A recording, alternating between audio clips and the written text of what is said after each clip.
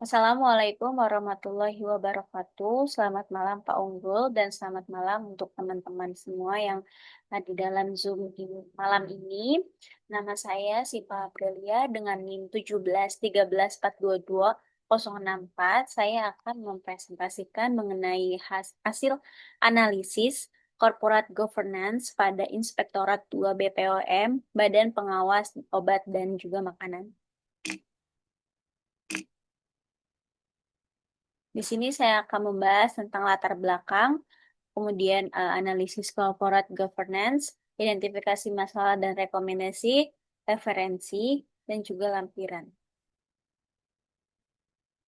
Latar belakang.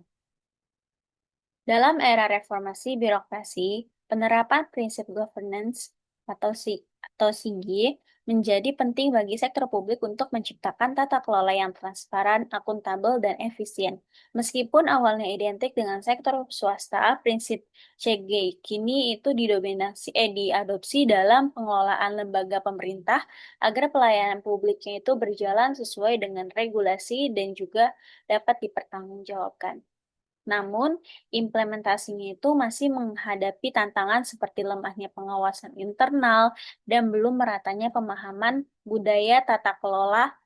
Oleh karena itu, melalui praktek kerja lapangan di Inspektorat 2 BPOM, praktika menganalisis penerapan CG secara langsung untuk memberikan rekomendasi strategis berdasarkan observasi di lapangan.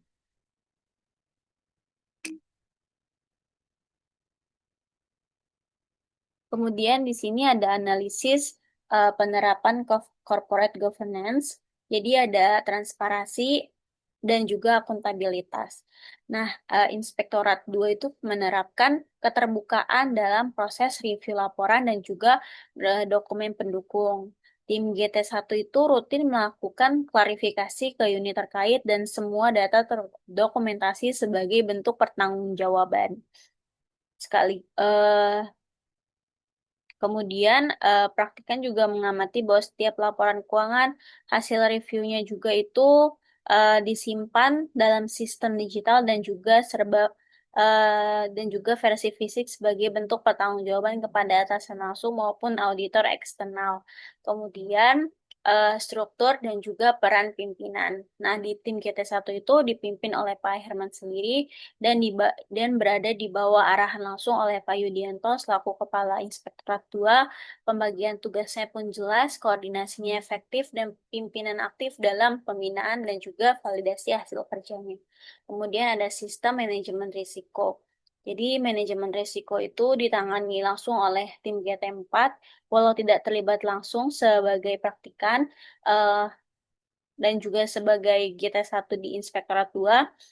Nah, tetapi GT1 itu berkontribusi lewat laporan temuan yang jadi bahan masukan evaluasi risiko, koordinasi antar tim juga berjalan terstruktur.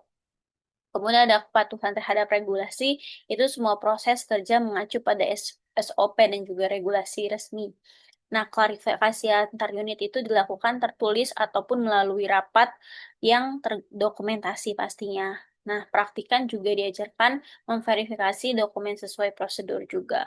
Nah, yang kelima itu ada pengawasan dan pengendalian internal. Setiap hasil kerja tim itu diperiksa ulang sebelum disahkan. Pengendalian itu dilakukan melalui pengarsipan dan juga pelaporan yang memungkinkan pelacakan data historis untuk evaluasi di masa depan. Kemudian ada mengidentifikasi masalah. Jadi ada 3 poinnya di sini. Ada akses informasi yang terbatas untuk praktikannya sendiri. Nah, praktikan itu tidak memiliki akses langsung terhadap dokumen digital, terutama dalam sistem pelaporan atau dokumen digital internal atau aplikasi yang terintegrasi dengan tim auditor yang ada di BPOM. Hal itu menjadi wajar karena menyangkut kerahasiaan data, namun ini juga dapat berdampak pada keterbatasan pemahaman praktikan terhadap keseluruhan proses kerja yang dilakukan sama tim. Kemudian ada kendala teknis dalam pengumpulan dokumen pendukung Dalam proses review laporan, tim GT1 itu sering mengalami keterlambatan dalam menerima dokumen pendukung dari unit kerja yang menjadi objek review. Terus yang ketiga itu koordinasi antar tim.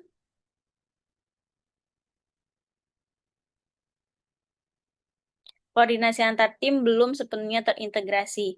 Meskipun struktur organisasi inspektorat sudah terbagi dengan jelas, praktikan mengamati bahwa komunikasi antar tim itu masih bersifat sektoral. Kemudian di sini ada rekomendasi strategisnya, yaitu ada briefing internal untuk praktikan. Nah, instansi itu bisa menyediakan modul atau pelatihan ringan agar mahasiswanya itu tetap paham alur kerja tanpa melanggar akses data.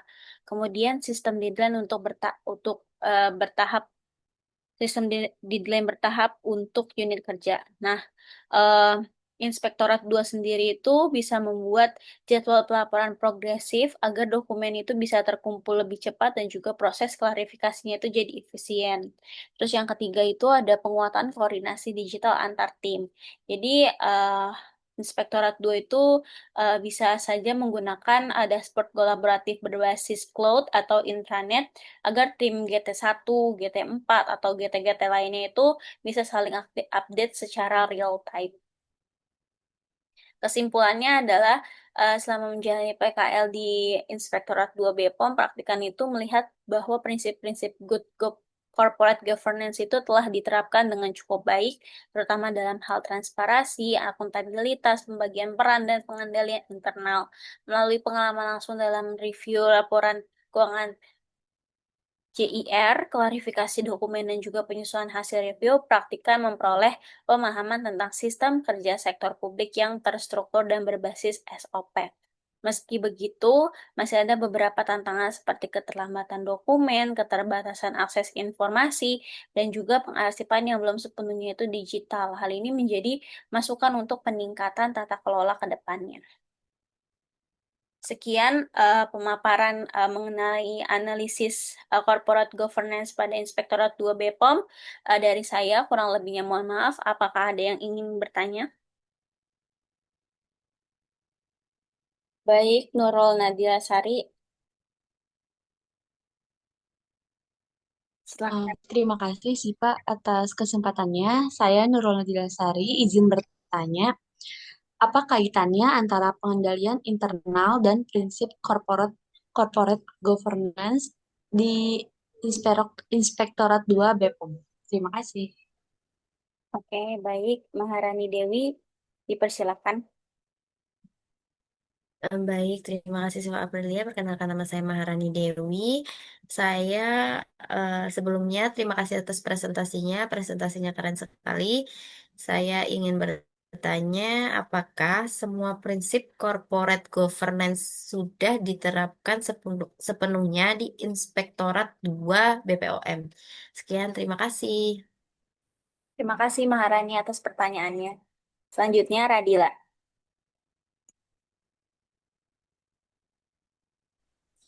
Baik, terima kasih Siva atas kesempatannya. Saya Radila Dianovita izin bertanya, bagaimana sih peran praktikan dalam mendukung penerapan corporate governance selama PKL? Mungkin itu saja pertanyaan dari saya. Terima kasih. Baik, terima kasih atas pertanyaannya. Saya izin menjawab pertanyaan dari Nurul Nadila Sari. Jadi untuk pertanyaan mengenai keterkaitan antara pengendalian internal dengan prinsip corporate governance Inspektorat 2 itu, pengendalian internal itu kan adalah bagian penting dari prinsip corporate governance, khususnya dalam menjaga akuntabilitas dan juga integritas kerja.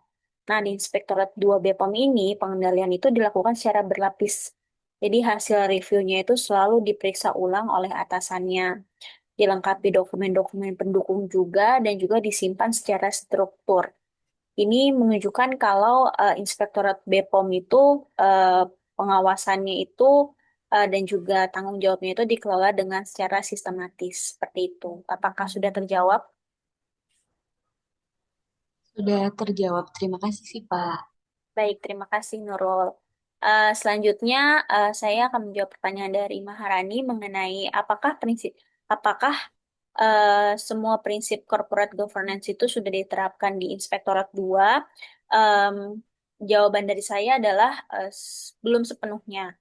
Prinsip seperti transparansi, akuntabilitas, dan juga pengendalian internal itu sudah berjalan cukup baik, tapi masih ada tantangan seperti keterlambatan dokumen, dan juga belum optimalnya koordinasi antar tim juga, dan ini menunjukkan perlunya peningkatan pada aspek efisiensi dan juga integritas sistem gitu. Apakah sudah terjawab, Maharani?